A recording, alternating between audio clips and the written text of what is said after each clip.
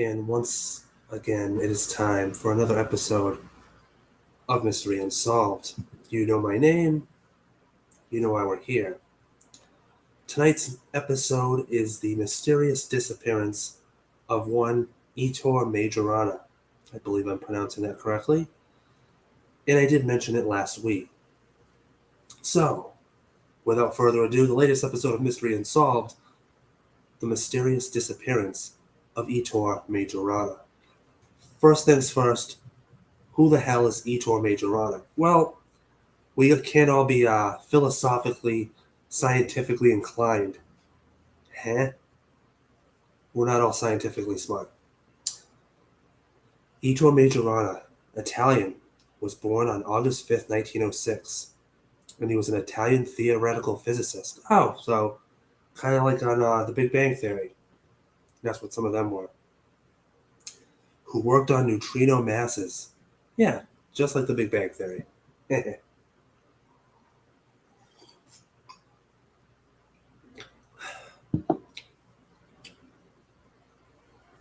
On March 25th, 1938, he disappeared under mysterious circumstances after purchasing a ticket to travel by ship from Palermo to Naples.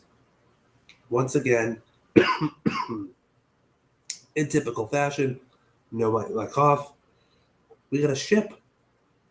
Last couple episodes have been about ships disappearing, or people on ships disappearing. No different here. Although one could say he's probably a little more important. Alright. Missing since 1938, likely still alive in 1959, unknown. Huh. Interesting. He's known for exchange force, relativistic wave equations, the Majorana equation, the Majorana fermion, and the Majorana representation. Okay. In 2006, Majorana Prize was established in his memory. Okay. So this guy was a big deal. He's a big time scientist.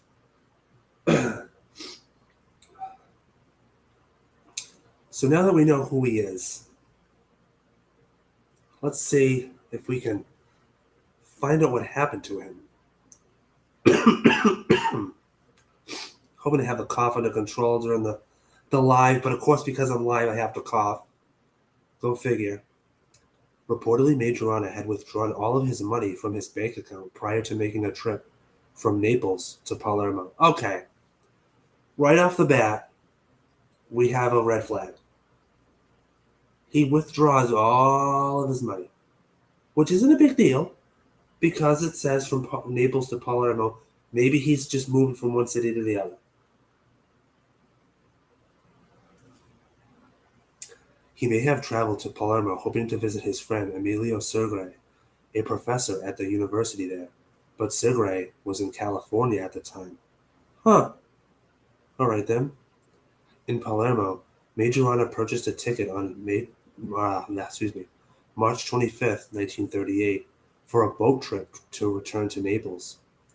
He disappeared in unknown circumstances. Despite several investigations, his body was not found, and his fate is still uncertain. They have no clue what happened to him. Dude purchased a boat ticket and was never heard from again. Sorry for coughing.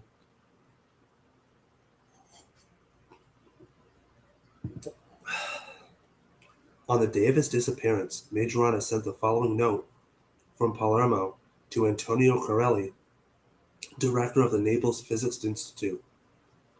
Dear Corelli, I made a decision that has become unavoidable. There isn't a bit of selfishness in it, but I realize what trouble my sudden disappearance will cause you and the students. For this as well, I beg your forgiveness, but especially for betraying the trust, the sincere friendship, and the sympathy you guys gave me over the past months.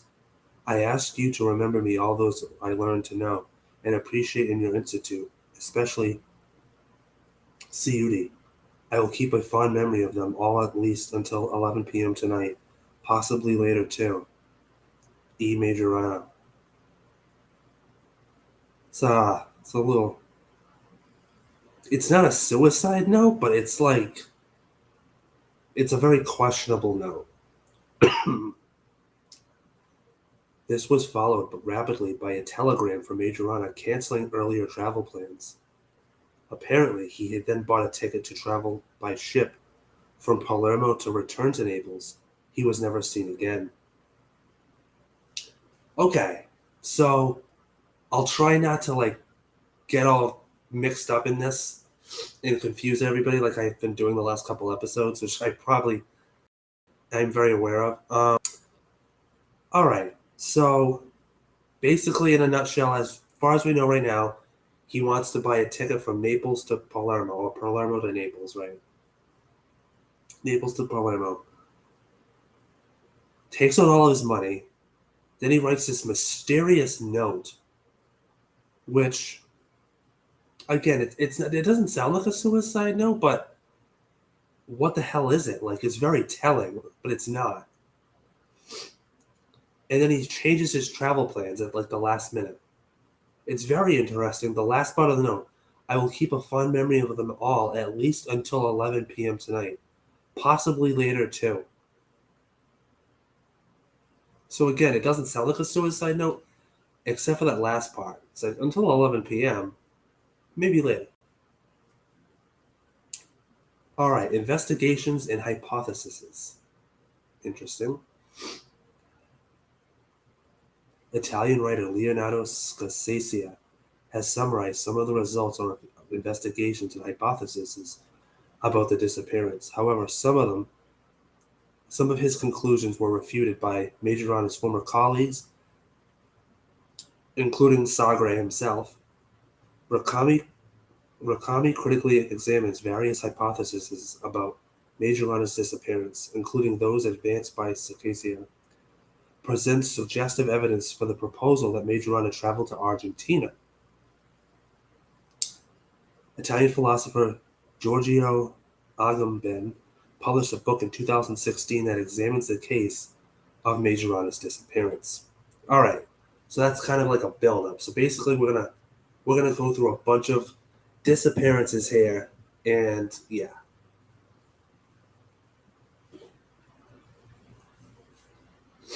I made sure I was fine before I got on live, and everything just starts building up.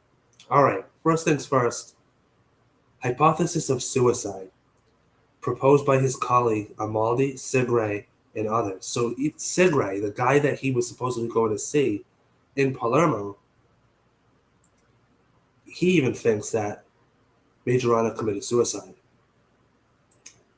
And again, what do they have to base this off of? Maybe the note. And I personally, I don't think that note sounds like a suicide note.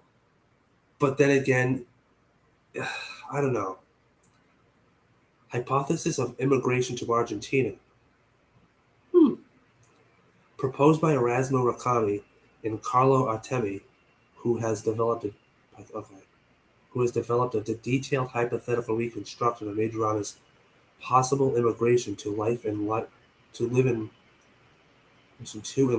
life in Argentina. Okay, interesting. Hypothesis of immigration to Venezuela. Published a statement stating that Majorana was alive between 1955 and 1959, living in Valencia, Venezuela, under the surname of Bini.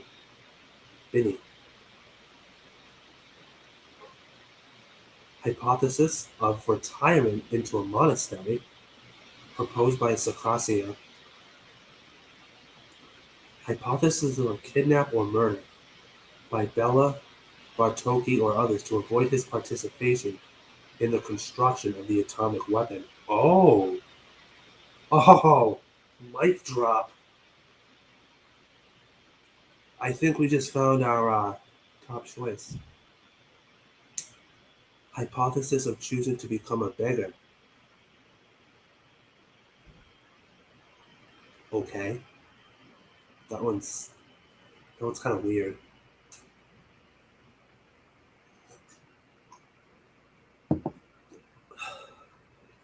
Case reopened in 2011 and closed. In March 2011, Italian media reported that the Rome attorney's office had announced an inquiry into the statement made by a witness about meeting with Majorana in Buenos Aires in the years after World War II. On June 7, 2011, Italian media reported that the Carabinieri RIS had analyzed a photograph of a man taken in Argentina in 1955, finding 10 points of similarity with Majorana's face. So remember, he supposedly disappeared in 1938.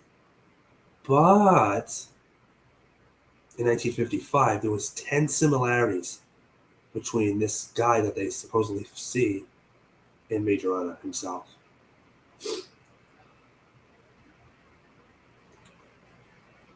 On February 4th, 2015, Rome's attorney office released a statement declaring that Majorana had been alive between 1955 and 1959, living in Valencia, Venezuela. Based upon new evidence that these findings were the foundation for the office to declare the disappearance case closed, having found no criminal evidence related to his disappearance, determining that it was probably a personal choice and a presumption that he had immigrated to Venezuela. Okay, so this case sounds like it's closed. But no, it is not. Excuse me. All right. So we can get rid of a couple of these, or we can combine them, which I'm going to do. As such, we're only 11 minutes in, don't worry. All right, suicide. We know he didn't kill himself. There is substantial evidence that suggests that he was alive in 1955 in Venezuela under the name of Benny. And there's also photographs and at least 10, what did they say? Hold on, what was that? But yeah, there was like 10 things of evidence to suggest that the man in Venezuela looked like Majorana. Hypothesis, immigration to Venezuela. That's what we're assuming. So that one's pretty much, that's what happened. Hypothesis of a retirement into a monastery. I mean, was it a monastery in Venezuela? You see what I mean? That's what I talked about combining them. Hypothesis of kidnapping or murder. Okay. Hear me out. It was a personal choice. He chose to leave. He chose to disappear. So we know he wasn't kidnapped, and we know he wasn't murdered, because he was alive in 1955, supposedly. But what if he was coerced? Because remember what I read under the kidnapping and murder? To avoid his participation in the construction of an atomic weapon. So here's my theory.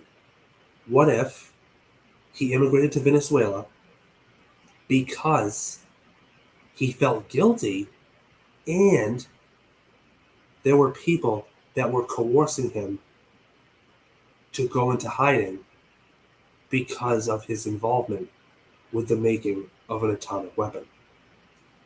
Look at that. We just solved the case. We just solved the mystery, folks. We've solved the mystery. And then, of course, choosing to become a beggar. That's just, no, who would do that? So yeah, I mean, I think absolutely he definitely immigrated to Argentina. People said they saw him. There's no evidence that he died. His body was never found. So there's definitely, the guy in Venezuela was definitely Ettore Majorana.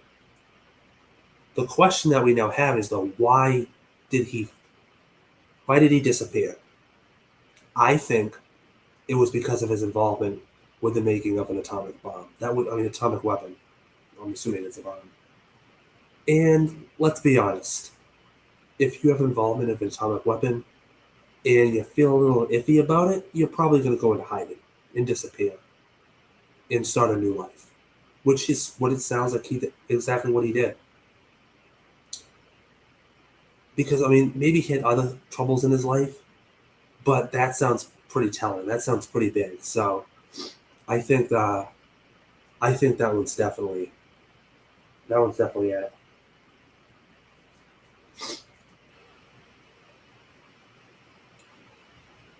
Oh, is it Argentina or Venezuela? I think, yeah, Venezuela. They have that he immigrated to Argentina, but that doesn't really make sense either. All right. So for the first, I wouldn't say for the first time, but for the first and a very rare occasion of Mystery Unsolved, it seems like we have a case that sounds like it can be pretty much solved, or the evidence strongly leans on it being a certain theory, which I believe that Ettore Majorana disappeared willingly under his own free will because of his involvement.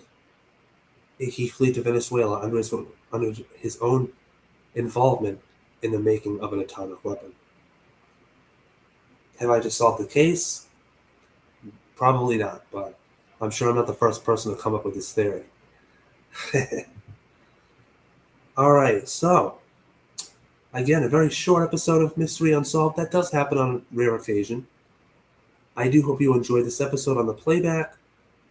And, of course, if you have any thoughts, questions, or concerns, please leave them in the comment section of YouTube. Hit me up on Facebook or Twitter, or wherever you might see me. Do stay tuned for next week's episode of Mystery Unsolved, where I will be talking about, I should have this ready to go, but I never do. Hey, I never said I was professional. Next week, we'll be talking about the Goodyear Blimp L8. That's right. Should be a good episode. For Mystery Unsolved, the disappearance of Ettore Majorana, I am, of course, your host, Justin Bienvenu. Until next time.